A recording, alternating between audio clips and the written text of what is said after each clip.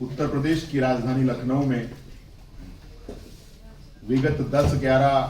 फरवरी को देश के यशस्वी प्रधानमंत्री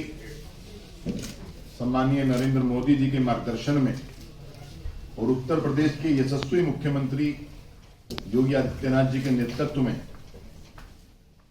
जो निवेश महाकुंभ का आयोजन हुआ और उस निवेश महाकुंभ में क्या क्या उत्तर प्रदेश को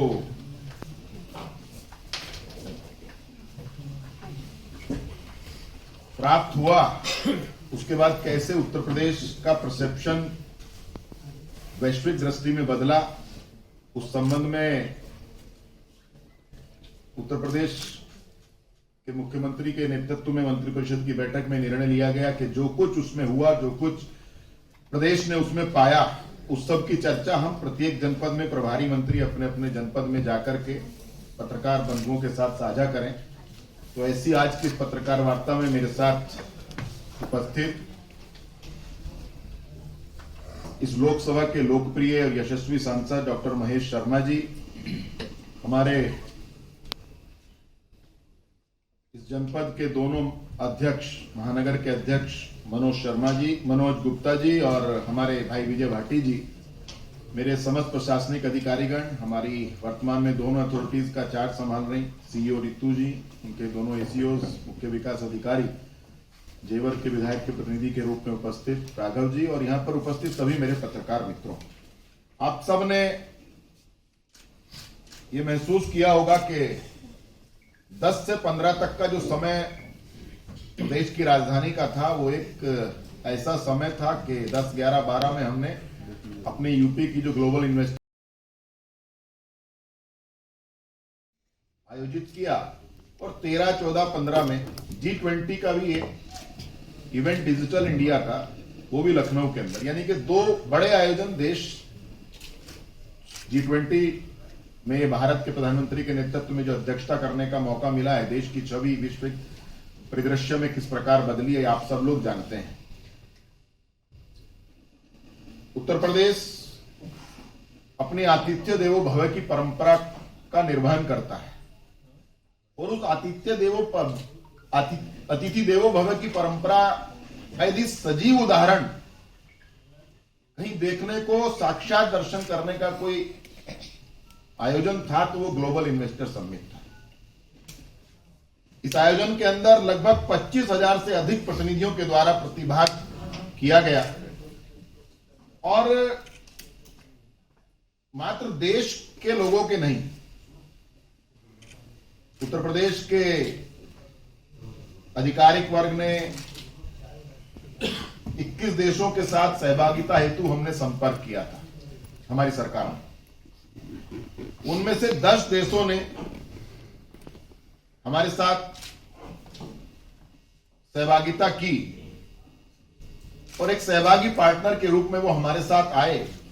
और 21 में से 10 देशों के प्रतिनिधि भी उस ग्लोबल इन्वेस्टर समिट में हम लोगों के साथ उपस्थित हुए।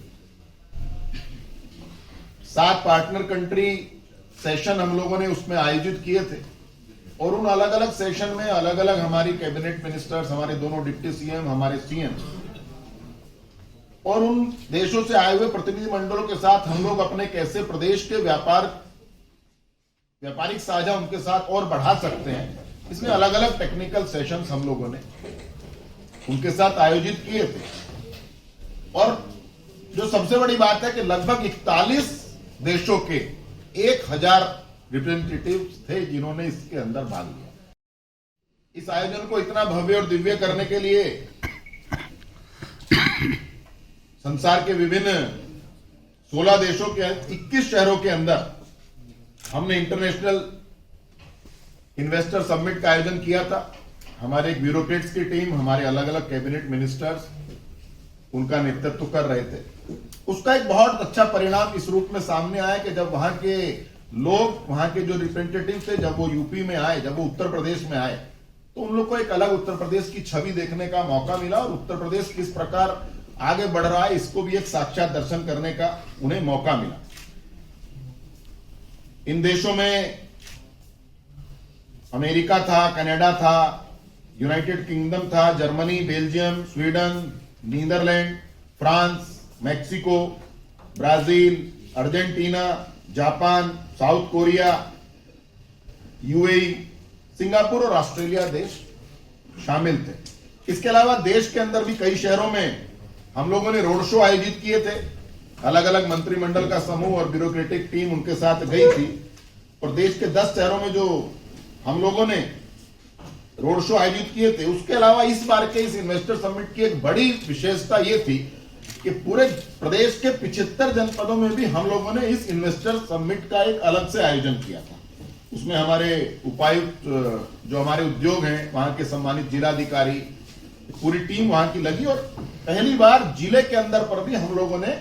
एमओयू साइन किए थे और उसका भी एक बहुत अच्छा परिणाम हम सबको देखने को मिला। आप सब जानते हैं कि हमारी इस इन्वेस्टर समिट की टैगलाइन थी new India's growth engine, new India's new growth engine, यानी कि यूपी नए भारत का ग्रोथ इंजन बन। और उस ग्रोथ इंजन को जब हम माननीय मुख्यमंत्री जी ने सपना देखा बनाने का, तो एक ऐतिहासिक सफलता जो उसमें मिली इस पूरे सिस्टम में, इस इन्वेस्टर समिट के आयोजन के बाद, मात्र जब ये इसका कल्पना माननीय मुख्यमंत्री जी ने की थी मंत्रिमंडल